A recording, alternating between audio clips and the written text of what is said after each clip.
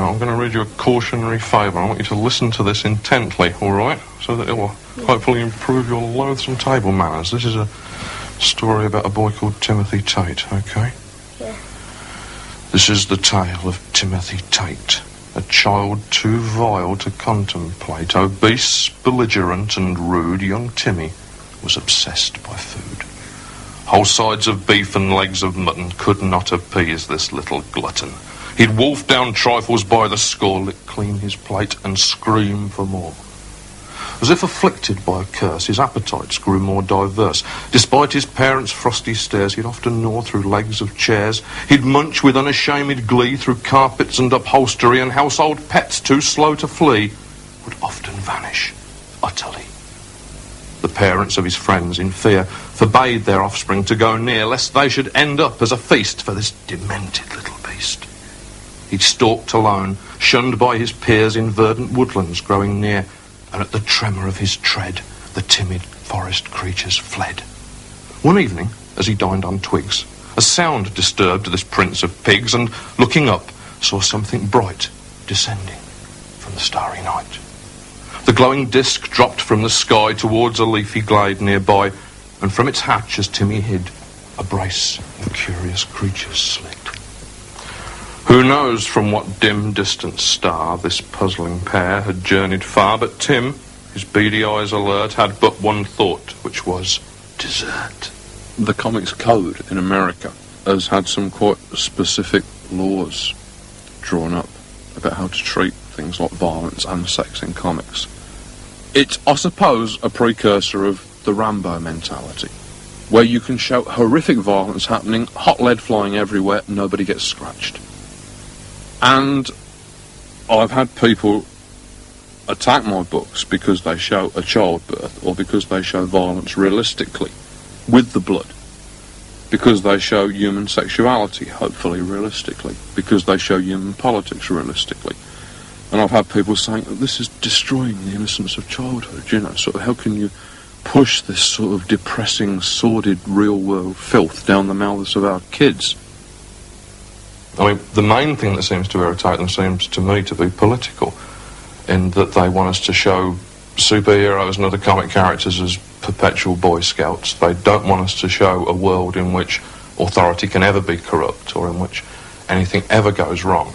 And the main thing that they cite as a reason for this is that it is harmful to the small and vulnerable minds of children, which, obviously, I'm a parent myself. I mean, I've got Leah and Amber, and basically my feeling is that the world that we have been careless enough to leave laying around for our children to inherit is a place which is sometimes hostile, which is sometimes dangerous, which has got a lot of very frightening edges to it.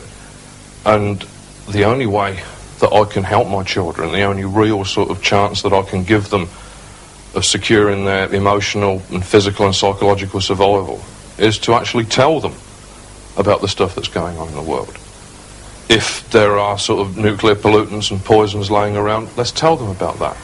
If there are psychopaths lurking upon every street corner, they should know.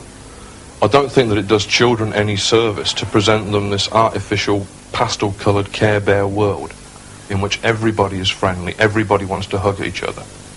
Listen, Pally boy, there's people who fought in Dunkirk in the last war, and if you ask them about all of this, they'd think that it was a load of bollocks. I wouldn't say that. Recently, I've been working with a group called the CCCO in America, which is helping conscientious objectors. Maybe if there'd been people doing comics like the one that we're intending to do, which will be working with actual servicemen giving their memory of what real life was like in the forces, maybe if there'd been more people back then who were able to point out just what the reality of warfare was, maybe some of those people who were at Dunkirk would have more limbs or fingers than they had now, or less dead friends. Oh, well, in that case, forgive me, not just bollocks then, subversive bollocks. Is that the case? It seems to me that anything these days which is slightly to the left of Genghis Khan is immediately labelled subversive.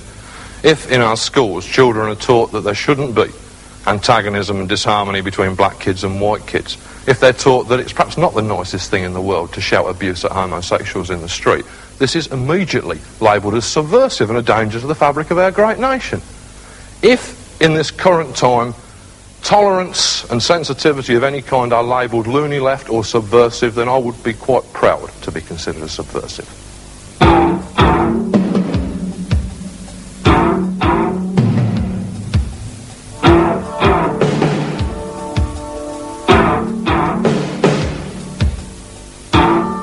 did an episode of Swamp Thing entitled The Nuke Face Papers, which dealt with this horrible irradiated wino called Nuke Face, who used to drink nuclear sludge instead of methylated spirits. And we'd have him walking through the swamps, leaving luminous blue footprints wherever he trod, and the fruit would be growing riper and rotting and falling off the trees as he passed. At the end of the story, we have him waking up after most of the other characters believe that he's dead, but in fact he's just been sleeping off a hangover. And we have him rise to his feet and realise that he's got no more of the nuclear waste which he needs to sustain him.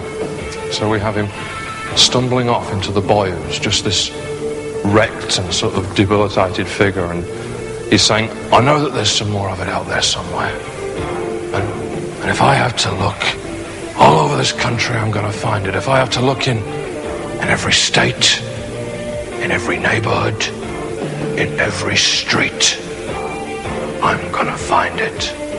And then he walks off into the bayou, just shambling, leaving the dead grass behind him, poisoning everything he touches, and he says, Heads up, America! Here I come! When we did that episode, to underline the threat, we had actual newspaper clippings blowing through the swamp that we'd taken from various newspapers that we'd read concerning nuclear waste spillages and steam escapes and things like that. Particularly, we used a lot of clippings from the test areas in Utah where the Americans dropped their atom bombs.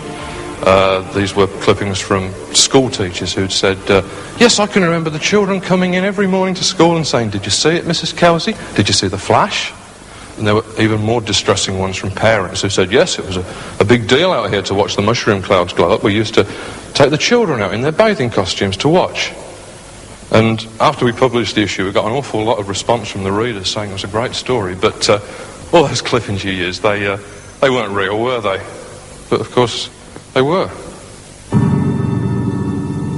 And there's an old Chinese adage that if the artist does not feel excited or sad or happy when he's drawing the picture, he has no right to expect the audience to feel those emotions.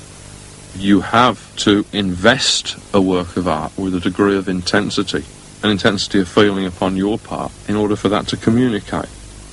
Well, come on, I mean, what makes you special? I mean, you're just a jerk like everybody else. What makes you think that you know what's going on? I know as well as anybody else is what is going on. That all that anybody upon this particular planet can do, finding themselves surrounded by a web of information, much of which might be untrue, some of which may be valid, they have to make up their own mind. They have to think as much as they can about what is right, try to work out what courses of action seem to be the most pro-survival, which courses of action are going to make things a little bit better and certainly not hurt anybody else. As somebody who lived through the latter part of the 60s and the early 70s, obviously I believe that people's minds can be changed. That if you shout about something vehemently enough, it might make a difference. It is obviously a very big factor if you're planning a power plant, just what the political consensus is in the area where you're planning to build it. If there are an awful lot of people who are fanatically anti-nuclear, it might just be better to sort of leave that area alone and build it somewhere else. There is no doubt about it that this is an element in 1980s politics. That if you're going to have to go through a massive fight with local protest groups, you can add another $500,000 onto your costs. It hits people in the wallet, which, I mean, like, I think that really it would be naive to expect to sort of hit them in the conscience. What do the dead people think about on those long and sleepless nights beneath the ground when the tree roots press against their backs like wrinkles in the bed sheets? Do they watch the miniature dynasties of beetles unfold before their gaze and give names to them, repeating themselves often? Do they spend 50 years trying to remember what peaches smelled like? What do the dead think about? And what do they think of us?